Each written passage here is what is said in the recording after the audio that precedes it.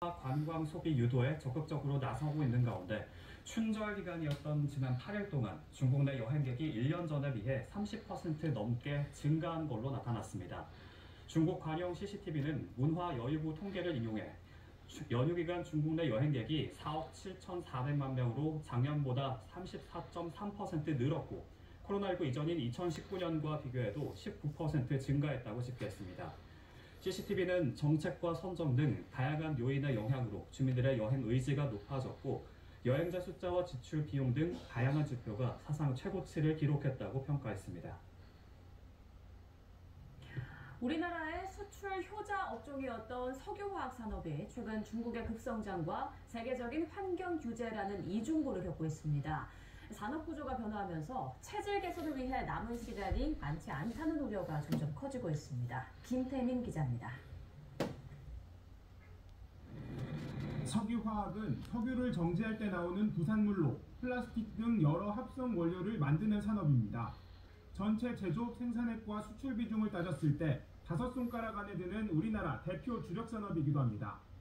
하지만 지난해 석유화학 분야의 연간 수출액은 1년 전보다 15% 넘게 쪼그라들며 고전을 면치 못했습니다. 지난 20년 동안 중국의 폭발적 성장에 힘입어 고성장을 이어왔지만 이젠 상황이 급변했기 때문입니다.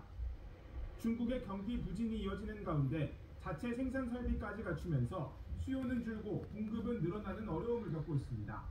기존에는 이제 자금률이 주요 품목 같은 경우가 다 100% 이하였는데 이제 중국에서 설비를 많이 만들다 보니까 이제 대부분 품목이 100%를 자금률이 더 먹어버렸어요.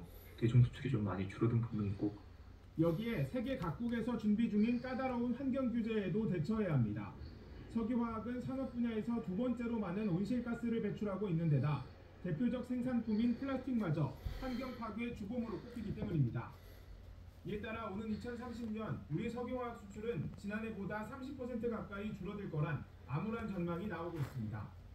중국과 차별화가 가능한 또 기능성 소재 비중을 늘리는 게 좀 바람직할 것으로 보이고요.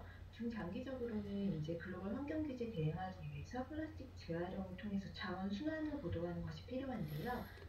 중국의 맹추격과 환경 규제 강화라는 이중고 속에 우리 석유화학 산업이 생존 갈림길에 서면서 미래 경쟁력 확보가 최우선 과제로 떠오르게 됐습니다. YTN 김태민입니다. 배달기사나 대리기사 등 하루 종일 도로를 내달리는 사람들을 이동노동자라고 하는데요.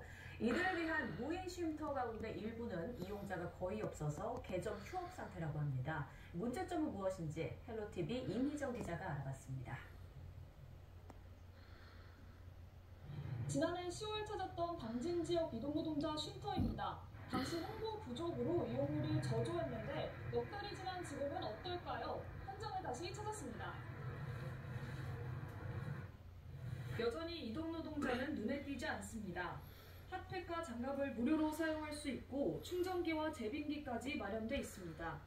하지만 이곳을 찾는 사람은 하루 평균 8명. 이용자 수가 10명 안팎이던 지난해와 별반 다르지 않습니다. 지난해 쉼터 이용률이 저조했던 이유는 홍보 부족이었는데 넉 달이 지난 지금도 이동 노동자들은 쉼터 존재를 모른다고 말합니다. 아마 모르는 기사가 거의 대부분 90% 이상 되지 않을까. 저거 있는지도 저도 몰랐으니까. 배달 건수별로 수익을 내는 일 특성상 쉼터 위치도 중요한데 접근성도 크게 떨어집니다.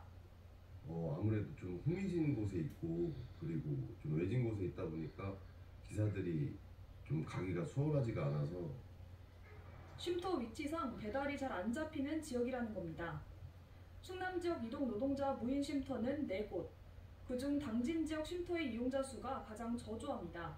그 이유는 바로 접근성 때문입니다.